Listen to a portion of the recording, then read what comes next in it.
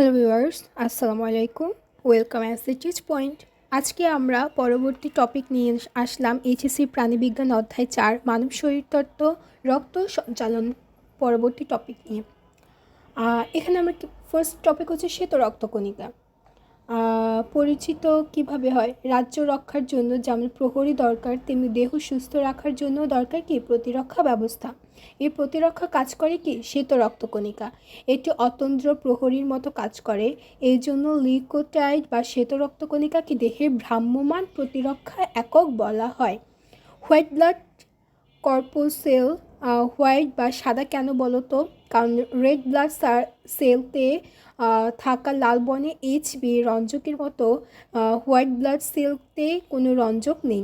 এরা মূলত বর্ণহীন এবং অর্থাৎ বর্ণহীন কোষ হবে কি লিউকোসাইট। উৎপত্তি কোথায়? অস্থিমজ্জা স্টেম কোষ বা হেমাটোপয়েটের মাতৃকোষ থেকে মাইলোপোইসিস প্রক্রিয়ায় সৃষ্ট। এছাড়া প্লিহা, লসিকা গ্রন্থ ও থাইমাস থেকেও তৈরি হয়। আকৃতি কেমন হয়? আকৃতি হচ্ছে গড় ব্যাস 7.5 থেকে 20 মিলিমিটার। কোষীয় উপাদান কি থাকে? নিউক্লিয়াস থাকে। পরিমাণ কেমন থাকে? অনুপাতে red blood cell and white blood cells 600 অনুপাত 1। আয়ুষ্কাল কত দিন? 1 থেকে 15 দিন। প্রকারভেদ দেখো, গ্র্যানিউলোসাইট, অ্যাগ্রানিউলোসাইট। আর এটা হচ্ছে 3টা: নিউট্রোফিল, ইউনিসোফিল, বেসোফিল, মনোসাইট, লিম্ফোসাইট। আর এগুলা মনে রাখার দেখো, নিউট্রোফিলের কাজগুলা খুব ইম্পর্টেন্ট। আর এগুলো তোমাদের মনে রাখার সহজ উপায় কীভাবে মনে রাখবা। তারপর ইউসিনোফিলের কাজগুলা, তারপর বেসোফিল, এই নামগুলো কঠিন কঠিন নামগুলো মনে রাখার সহজ উপায়। তারপর এখানে দেখো আমি একটা চার্ট দিয়ে দিয়েছি। নিউক্লিয়াসের সংখ্যা, জীবনকাল, আকার, কাজ, এগুলো এমসিকিউর জন্য খুব ইম্পর্টেন্ট। ভালোভাবে দেখে নিবা। এমসিকিউতে অনেকেই খারাপ করে ফেলে কারণ কেউ বই রিডিং করতে চায় না, প্লাস হচ্ছে তারা শুধু টেস্ট পেপার, গাইড, সিকিউ নিয়েই থাকে। ভালোভাবে রাইটারের বই আছে। আমি সাধারণত গাজী আজমল স্যারের বইটা খুব ফলো করি, সো ওইটা পড়লেই এনাফ। সো নেক্সট হচ্ছে কি লোহিত রক্তকণিকার কাজ। এটা হচ্ছে লোহিত রক্তকণিকার কাজটা পড়ে নিবা, প্রশ্নে সিকিউতে আসতে পারে। তারপর হচ্ছে শ্বেত রক্তকণিকা। এখন আমাকে জিজ্ঞেস করতে পারো যে আপু শ্বেত রক্তকণিকা কাকে বলে? আমি এতক্ষণ যে বুঝালাম অবশ্যই জানো। আর এটা শ্বেত রক্তকণিকা কীভাবে মনে রাখবা, এটা হচ্ছে উপায়। তারপর নেক্সট হচ্ছে কি কাজটা দেখো, প্লাটিন প্লাগ তৈরি করা, তারপর হচ্ছে সেরোটোনিয়াম ক্ষরণ, তঞ্চনকে এই কাজটা ভালো করে দেখে নিবা। নেক্সট হচ্ছে লোহিত রক্তকণিকা, শ্বেত রক্তকণিকা, অনুচক্রিকার মধ্যে পার্থক্য। এই পার্থক্যটা খুব ইম্পর্টেন্ট। তারপর হচ্ছে তোমার ফ্যাক্ট বলো তো এটা কিসের? এটা হচ্ছে রক্ততঞ্চন। রক্ততঞ্চন কি বলো তো?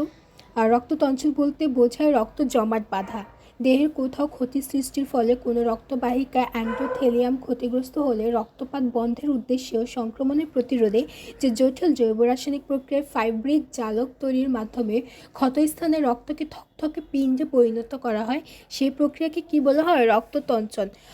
রক্ততঞ্চনে বেশিরভাগই যকৃত অনুচক্রিকা থেকে প্রাপ্ত, যেমন এই যে ফ্যাক্ট 1, 2, 3, 4, 5, 6, 7, 8, 9, 10, 11, 12, 13 পর্যন্ত 13টা ফ্যাক্ট। এবং 13টা ফ্যাক্টের তঞ্চনের ভূমিকা দেওয়া আছে, এটা খুব খুব খুব ইম্পর্টেন্ট। যেহেতু প্রশ্ন দিন দিন যত যাচ্ছে প্রশ্ন হার্ড হচ্ছে, সো কখন কোনটা থেকে কী কোশ্চেন করে বলা যায় না। এটা ভালোভাবে পড়ে নিবা। এমসিকিউর জন্য ইম্পর্টেন্ট কোন ফ্যাক্টে কী কাজ, কী ভূমিকা।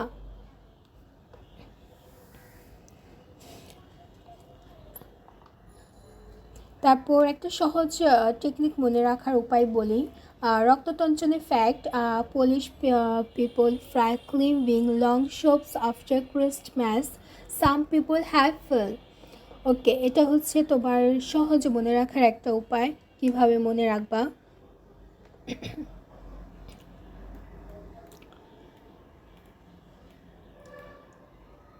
পরবর্তীতে দেখো রক্ততঞ্চনে পদ্ধতি দেওয়া আছে।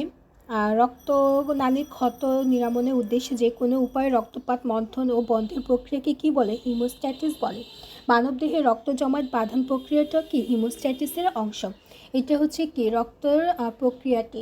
তো কীভাবে রক্তনালী ক্ষতিগ্রস্ত হবে? অনুচক্রিকা কর্তৃক সেরোটোনাইন ক্ষরণের ফলে রক্তনালী সংকোচন ঘটে, রক্ত প্রবাহের গতি হ্রাস পায়। অনুচক্রিকা কর্তৃক নিঃসৃত কিছু ফ্যাক্ট আরও অনুচক্রিকাকে আকৃষ্ট করে প্ল্যাটেন্ট প্লাক তৈরি ত্বরান্বিত করে। তারপর এইভাবে প্রসেসটা তৈরি হয়। এটা খুব খুব খুব ইম্পর্টেন্ট, সিকিউর জন্য আসতে পারে। রক্ততঞ্চনের পদ্ধতিটা লেখো। তারপর হচ্ছে আমাদের সিরাম। রক্ত জমাটে বাধা শেষ হলে জমাট থেকে যে খড় বা হলুদ তরল বেরিয়ে আসে তা সিরাম।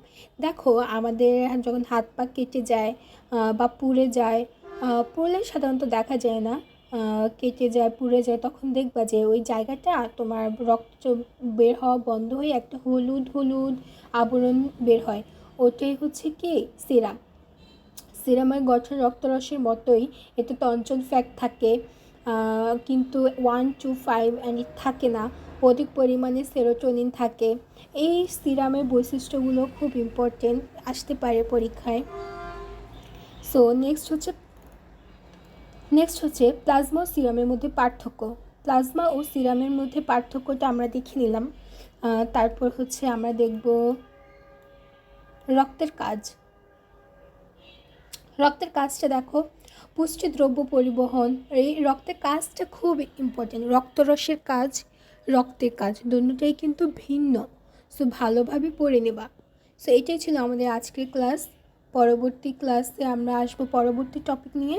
সবাই ভালো থাকবা, সুস্থ থাকবা। আল্লাহ হাফিজ।